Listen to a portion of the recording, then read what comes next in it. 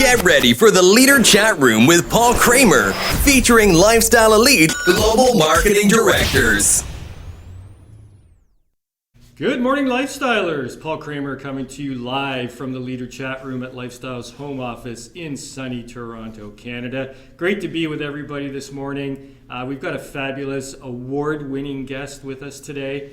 But just before we get to that, I'd like to thank the previous guest that we had in the Leader Chat Room, the young youth ambassador, GMD Mandy Baldua. Mandy, great to have you with us. Your story is very inspiring, especially for the young people. I know you've got a great future ahead of you in lifestyle, so thank you for joining us. Now, let me introduce you to today's guest. She joined Lifestyles in July of 2011. She was promoted to International Marketing Director in June of 2019. She was promoted to Global Marketing Director in January of 2021. She's a nominee for the 2021 Highest Organizational Group Growth Award, and she is one half of the 2022 Dynamic Duo Award winner. So let's welcome into the Leader Chat Room from Pangasinan, Global Marketing Director, Jojette Ignacio. Good morning, Jojette. Good morning, Sir Paul. How are you? Well, I'm doing great. That's good. Great to have you with us today. You have an amazing story. We're going to tell everybody about it, and I know that it's going to be inspiring to many people and distributors around the world. So are you ready to get started? Yes, Sir Paul. Okay, so we're going to go back right to the beginning and tell everybody about, your story from start to where we are now. And you were the eldest of three siblings. When you were born, your parents really did not think that you would survive. You were very small.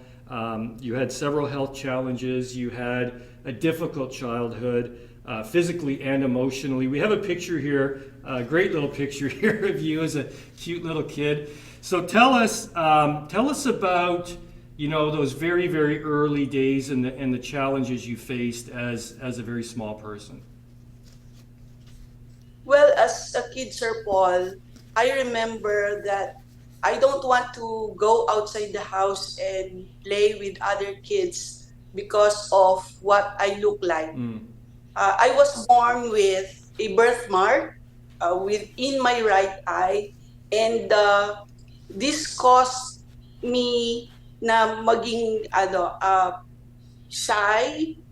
I don't want to go outside because I feel like I'm different from other kids, and that's why I don't wanna go out because I feel like they always making names.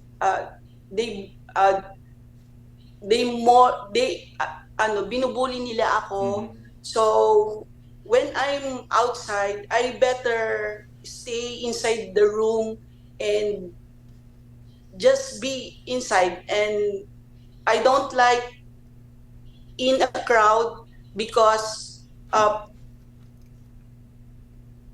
they are staring at me, and I don't like to feel that I'm so different from them, Sir Paul. Yeah. No, that's really hard, especially when you're such a young person. And I think it's important though, because it's really amazing what you've been able to accomplish with Lifestyles, and we're going to go through the whole story. But it's great to sort of start at the beginning and let people know what your early life was like, right? And your dad was a tricycle driver, your mom was a housewife. You lived in a very small hut, really not really a house by our standards. It would be a hut. And your parents, though, they really were big on education. They wanted to further their education by going to night school, right? So when you were only 7 years old, you were responsible for your siblings, your brothers and sisters. So that's a lot of responsibility. Tell us about how that occurred. Yes, Sir Paul. I remember I was given the responsibility at a young age because I witnessed my parents that they're coping with our uh, an average living. Mm-hmm. Because my parents were uh, married at a young age, and um, my father was a tricycle driver, a working student. Nag-aaral siya sa gabi, and she's working at night and studying at daytime, while we are going to school with my mother uh, taking care of us. And I remember that that time wala kaming makain, and yung father ko, he's always outside, Mm-hmm. and we don't have anything to eat, just um the tomato with salt. uh, Yun yung inuulam namin sa almusal, sa breakfast, lunch and dinner, uh, para makasurvive. And yung nanay ko naman, dahil wala kaming pera, tinuloy din niya yung studies niya, and she graduated accountancy then when I was high school. My father graduated engineering when I was 7. Right. Yan, and yon, being a kid na uh, nawi-witness ko yung parents ko na walang pera, and I was left with my siblings, and yun, I have to take care of them while they are away Mm-hmm. in daytime. Yeah. It's amazing what your parents did. You know how your dad went from a tricycle driver to an engineering and through night school. It's tremendous, and that motivated you. We've got a picture here I want to show everybody. That motivated you to take. Look here, I love your shorts. That motivated you to take your education seriously, right? And you've always been serious about education. I know for you, and we'll talk about your daughter in a bit. But so you did very well in high school. You were a great student. But one of the things that you were not able to do was participate in sports, and I know that affected you. Tell us why, and tell us what impact that had on your high school experience. Yeah, in high school, since we don't have that much money, uh, I don't have any um, money to spend with my school programs. And yung doon sa sports, naalala ko, Sir Paul, na uh, hindi ako sumasali sa anumang laro. And I remember hindi rin ako umattend sa aming GS prom because I don't have money to buy a gown. Mm-hmm. And when I go to school with just a 20 peso baon, just right for my pamasahe and pagkain, rice and a little fish, so I can survive my high school, because I want to finish my studies to help my parents. Right. Yes, sir. Yeah, no, that's fabulous. And you started a 4-year university program, so you graduated high school. You did really well. You went into accountancy, which you graduated with a degree in accountancy, but it was not your first choice, was it? That was not your first choice. Yes. So tell us what your other two choices were that you wanted to do first. Tell us a little bit about what happened there. And you can speak Tagalog, no problem, don't worry about it. Just tell everybody what those first two choices were. My first choice para kunin Sir Paul, is actually education. Mm. But the university didn't accept me because of my disability. Kasi my right eye is blind, and hindi nila ako tinanggap because of this. Kaya I try to enroll sa architecture, which Right. hindi pa rin ako tinanggap. And third is engineering. Pero because of the blueprints and all, hindi pa rin nila ako tinanggap. So I ended up getting a commerce, accountancy, and so I graduated accountancy here in the university in Pangasinan. Right. Well, that's still good. That's still fabulous, right? Yeah. And then you decided to move to Manila, right? And you had 3,000 pesos in your pocket. That's all you had. You decided, which by the way is a very brave thing to do for a young person, to go from Pangasinan, move to Manila. Tell us what happened in Manila and how you ended up living back in Pangasinan. After I graduated, talagang nag-ipon po ako ng pera para I can get a good job in Manila. So, after my university studies, talagang nagpunta ako ng Manila para maghanap ng trabaho kahit na 3,000 lang yung pera ko. I told myself na kailangan ko ng trabaho para makatulong sa family ko, because ang mindset ko noon is para umasenso ako is to get a good job sa isang magandang kumpanya there in Manila. Right. Kaya lang, and yes, what I remember is bago maubos yung 3,000 sa pocket ko in a month, nakahanap ako ng trabaho there in Makati. And after few months, my father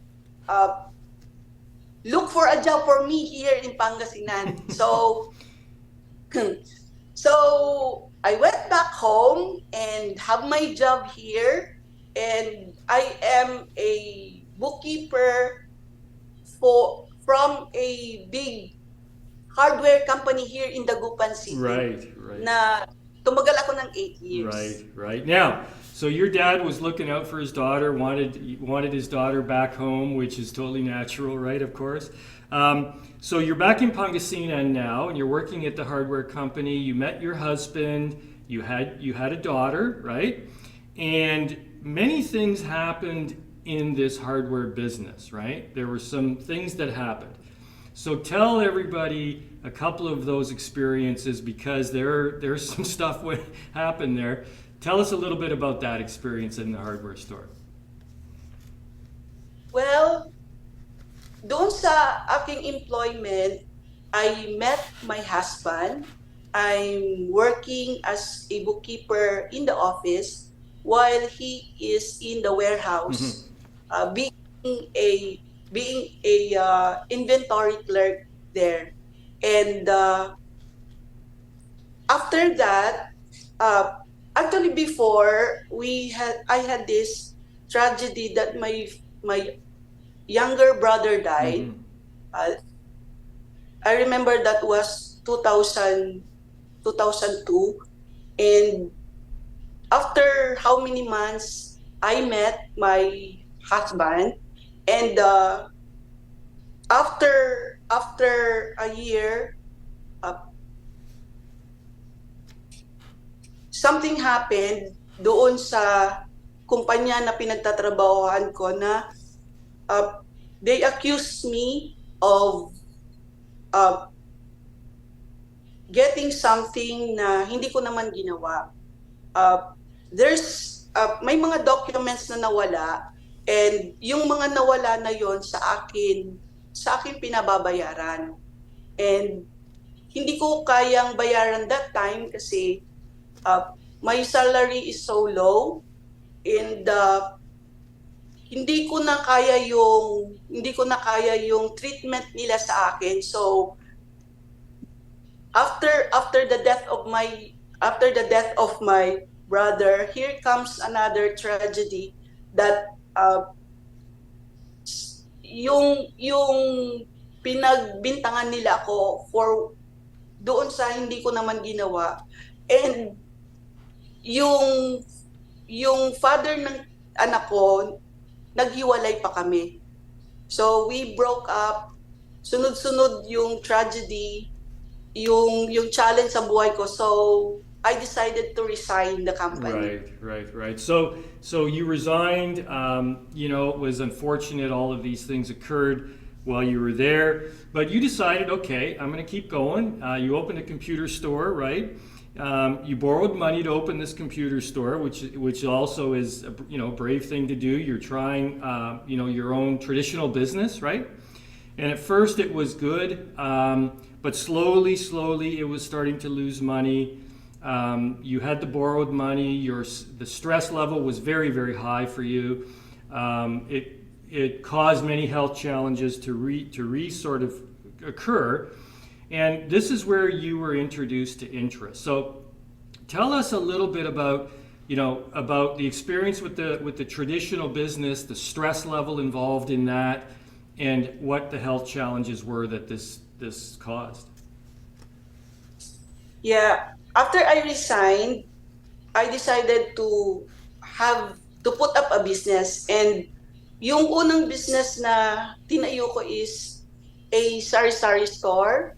And naging successful naman siya. So lumaki siya hanggang para siyang mini grocery store. And nagtayo din ako ng computer shop. And I borrowed money to start, and that 1 million capital, after how many years of that computer shop, kasi yung computer shop, when I put it up, okay pa siya. 30 pesos ang rental kasi every hour, and then naging 25 ang rent per hour, hanggang naging 15, and naging piso net na siya. So bumaba yung kita kasi every time na yung students walang pasok, the internet is closed. If there's no internet connection, we don't have any income. And if it's no current, electricity, wala pa rin kita. And if it's summertime, we don't have any income coming in. Right.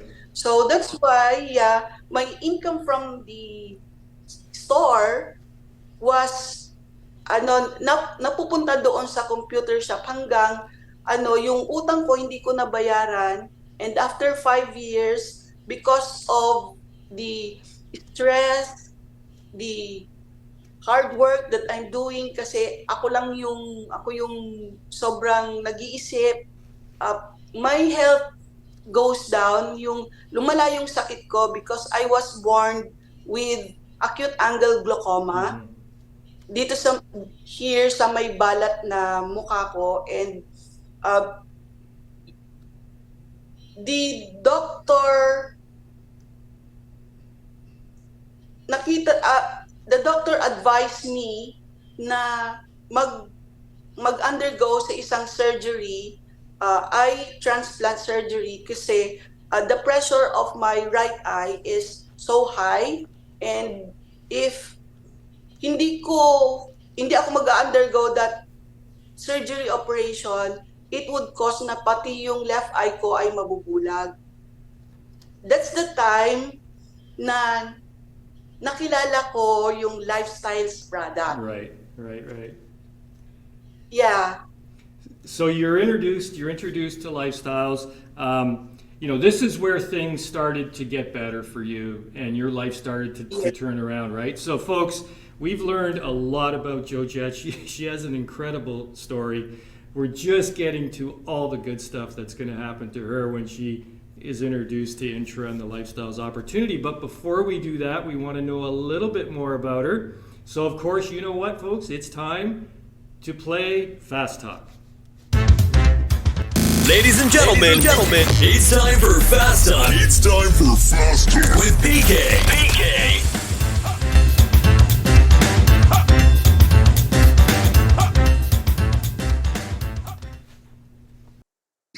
All right, Jojette, here we are with you. You know how to play Fast Talk, right? Yes, Sir Paul. All right, good. I'm glad when people know. This is a good thing. Okay, so here we go. You're going to pick, we've got a case of Intra here, 9 bottles. We've got 9 numbers. You go ahead and pick one number, and we're going to see what the question is for you. Number 9. Oh, good. Number 9. All right, here's the question. If you could be anyone for a day, who would that be? Well, I want to be like GMD Peng. Okay, that is a fabulous choice. Okay, that is a fabulous choice. Yeah. She is the mentor of all mentors. She's got an amazing life. She deserves it. She worked hard for it. That is a fabulous choice. Good answer. Good answer. Okay, pick another number, Jojette. Number 2. Okay, number 2. What do we got here? All right, let's see. Oh, if you won the lottery jackpot, would you quit Lifestyles? No, Good. I won't. Why not? Well, if I won the lottery jackpot, I can give the money to the less fortunate, a foundation, because what I found in Lifestyles is a mission that cannot compare to others. Wow. Okay. Boy, you've got the right answers today. Those are fabulous. Really, really good. Okay, one more number. Let's see what we got here. Number 5. Number 5. Okay, let's see. Oh, how would you define beautiful? I can define beautiful as what you are inside, because if you are beautiful inside, it will show out from you. Right. Jojette, I got to tell you, we have to have you on for every Fast Talk. Those are the 3 best answers I think we've ever had on the show. So thank you so much for playing Fast Talk with us today. Thank you, Sir Paul. Wow, that was great. Thank you so much, Jojette. Now, traditional business did not go well for you, caused you a lot of problems physically. You were introduced to Intra in July of 2012. You bought your Express Direct. You started your Lifestyles journey. We've got some great pictures here. You were not sure you could succeed, right? Look, I love this. You're not sure you could succeed because you were insecure still. You were afraid to talk to people. You know, you still had that lingering probably from your childhood, right? But that all changed when you went to the 2012 ILC. Tell us what happened at the ILC in 2012 that really flipped your mindset. Well, I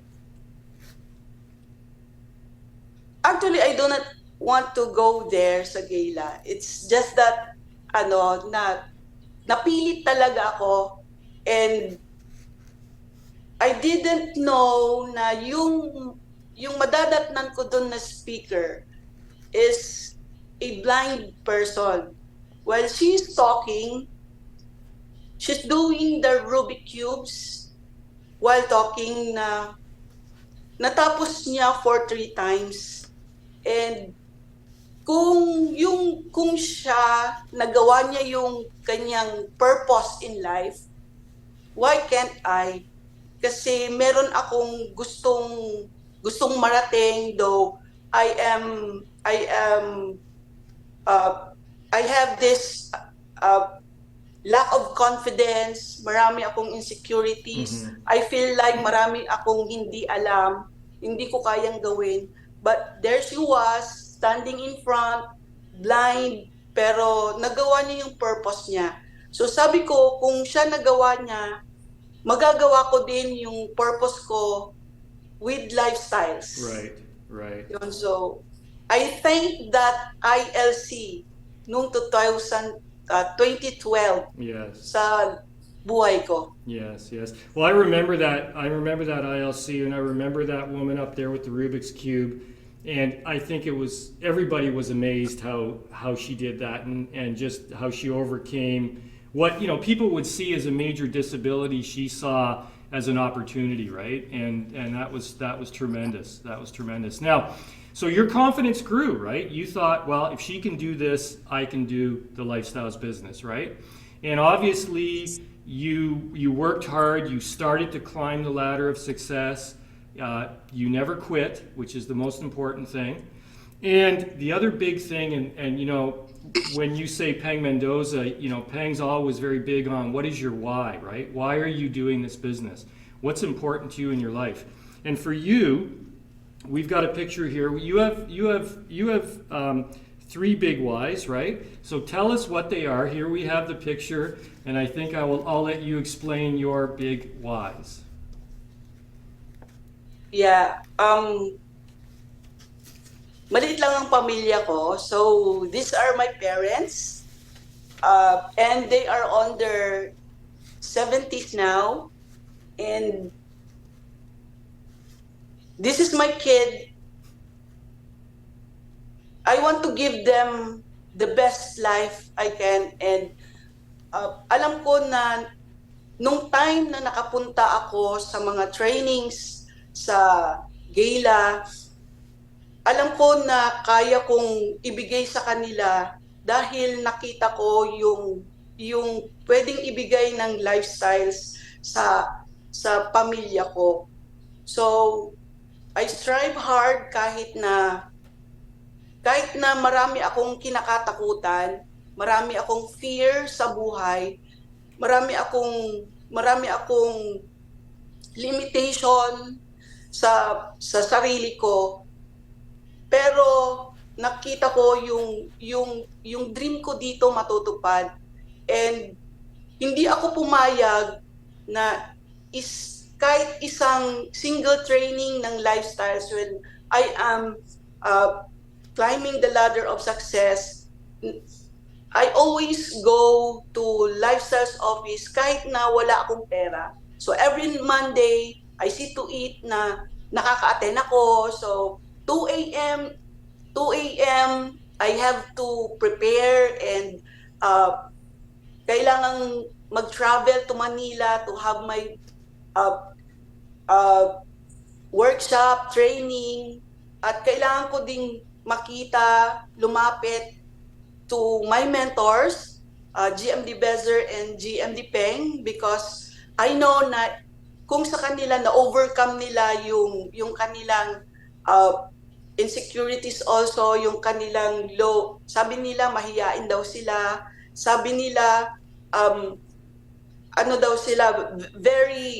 they lack confidence. Sabi ko, kung sila nagawa nila and sila yung magtuturo sa akin, I believe na kung saan man sila ngayon, I can be them in the future. Right. So, I thank God kasi nandyan sila na nag-mentor sa akin. Yeah. Well, Peng's a great mentor. GMD Bezer, the shark, Pating is a great mentor as well. And I know that ride from Pangasinan to Manila. I've gone the other way many times, and I always talk about the beautiful rice fields in Pangasinan, right? But so that's fabulous that you come to the office. It's so important to see everybody, and you worked hard. You never quit. You achieved the status of global marketing director, and I want to talk about that in a second. But we've got some great pictures here of the financial rewards that you've achieved, right? And when you look at how you started out in life and what your journey has been, when you look at all of these things that you have from the Lifestyles opportunity, and being able to give your daughter the education that she deserves and you want her to have, how do you feel when you look at all of these things that you've accomplished financially? Sir Paul, I really thank God Lifestyles came to my life. Kasi kung tinitignan ko yung life ko noon before Lifestyles, ang salary ko lang nung nasa employment ako is 5,600 pesos. When I'm in traditional business, wala akong kita.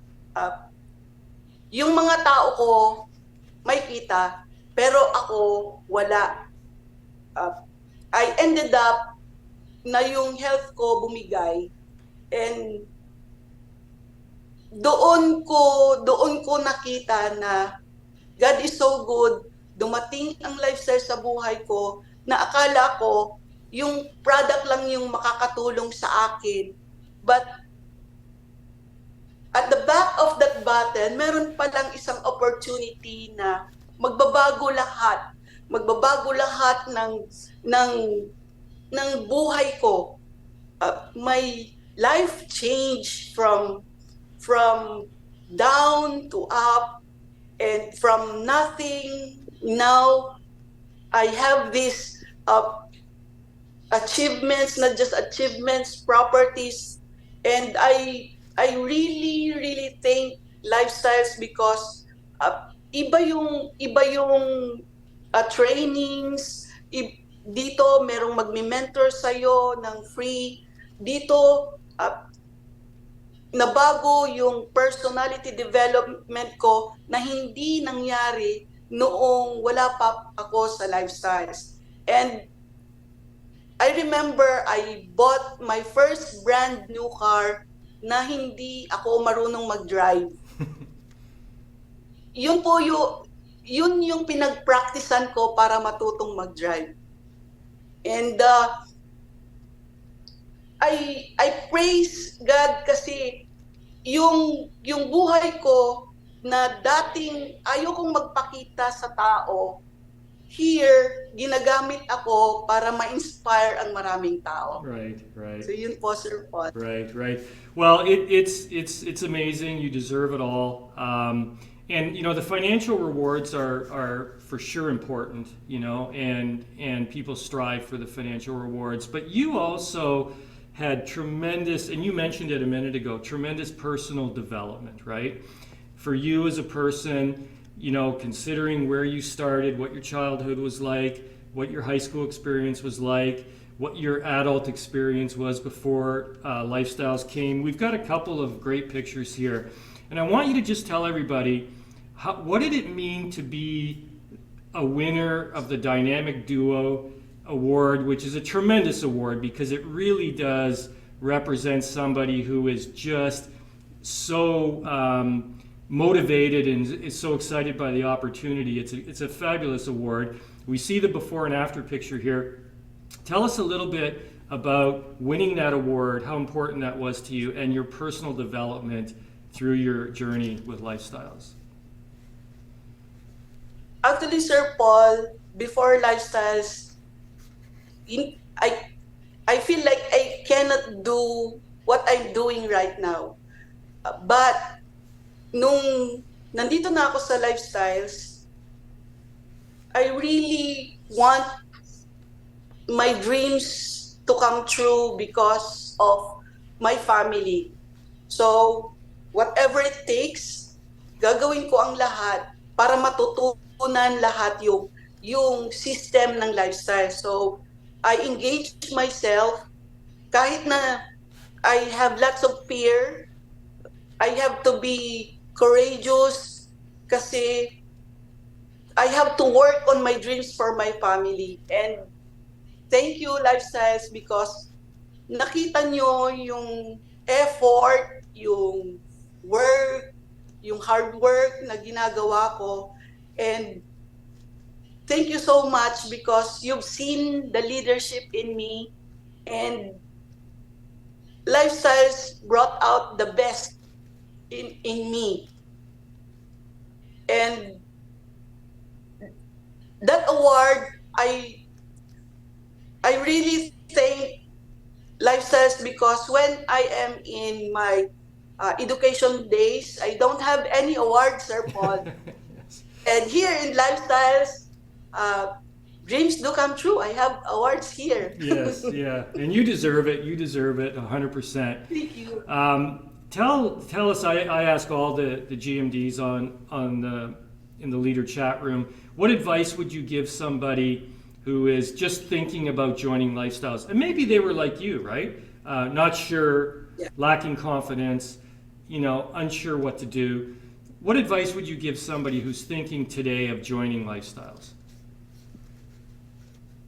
Well, like me, nung una kasi, marami akong naiisip at the back of my mind. Pero nangibabaw yung belief na binibigay ni Lifestyles.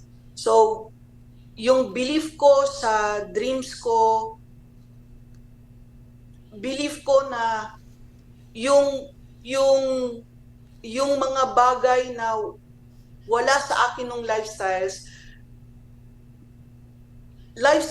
can be the best avenue na maibibigay sa inyo yung pinapangarap nyo, not just the properties, not just the travels, but the personality development that you can have here in Lifestyles. I know it's not easy, pero if you believe that you can, lahat ng bagay magiging posible here in Lifestyles. So, I encourage everyone na do Lifestyles, just go on, because I believe na kung it happened to me, it will also happen to you. Right. Well, Jojette, that's great advice. Thank you so much for being with us and sharing your story with us. I have to tell you, it was really nice talking to you. You've got just a tremendous story, very, very inspiring. So thank you for sharing it with all of us here. And I look forward to seeing you soon in Pangasinan. Yes, Sir Paul. Thank you. See you soon. Thank you, Jojette. Good morning. Thank you. Thank you. Bye-bye. Bye-bye. Well, folks, there you have it. Wow, is that inspiring? GMD Jojette from Pangasinan. Her advice, if you're just thinking about joining Lifestyles, get started, work hard, don't quit, of course, and just have some belief in yourself that if it can happen for somebody like Jojette, well, it can certainly happen to you as well. So that's it from the Leader Chat Room at Lifestyles Home Office in Toronto, Canada. Look forward to seeing you next time. Thank you, everybody, and good morning.